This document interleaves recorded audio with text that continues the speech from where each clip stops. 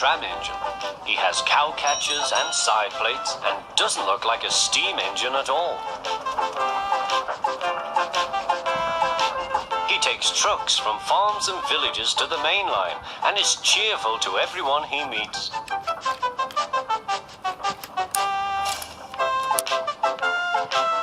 He has a coach called Henrietta, who has seen better days.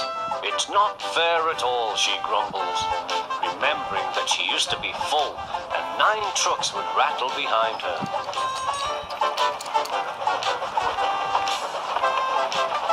Now there are only 3 or 4, and the farms and factories send their goods mostly by lorry. Toby is always careful. The cars, buses and lorries often have accidents. Toby hasn't had an accident for years. The buses are crowded and Henrietta is empty.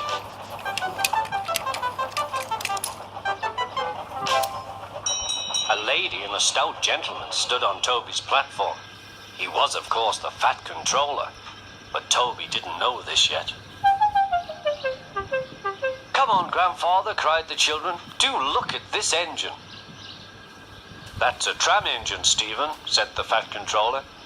"Is it electric?" asked Bridget. "Whoosh!" hissed Toby. "Shh, shh," said her brother. "You've offended him." "But trams are electric, aren't they?" "They are mostly, but this is a steam tram." "May we go in it, grandfather? Please?" "Stop," said the fat controller to the guard. They all scrambled into Henrietta.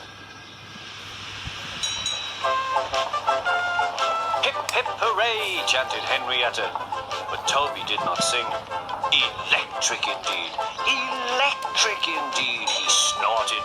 He was very hurt. "What is your name?" asked the fat controller. "Toby, sir." "Thank you, Toby, for a very nice ride." "Thank you, sir," said Toby. He felt better now.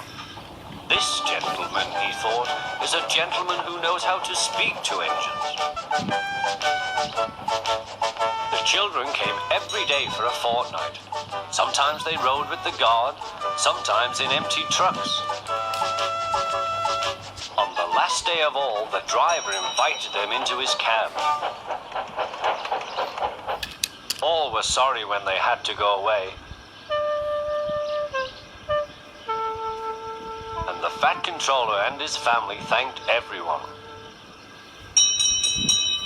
"Come again soon," replied Toby. We will," called the children. And they waved till Toby was out of sight.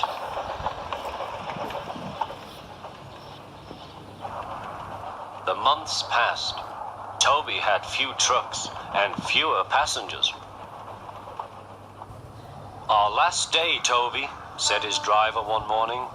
"The manager says we must close tomorrow." That day, everyone wanted the chance of a last ride. The passengers joked and sang, but Toby and his driver wished they wouldn't.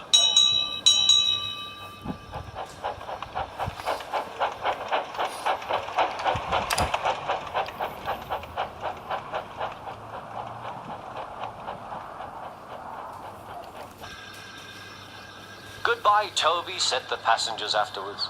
"We are sorry your line is closing down." "So am I," said Toby. Nobody wants me, Toby thought, and went on happily to sleep. Next morning, the shed was flung open, and he woke with a start to see his driver waving a piece of paper. "Wake up, Toby," they shouted, "and listen to this. It's a letter from the Stout gentleman."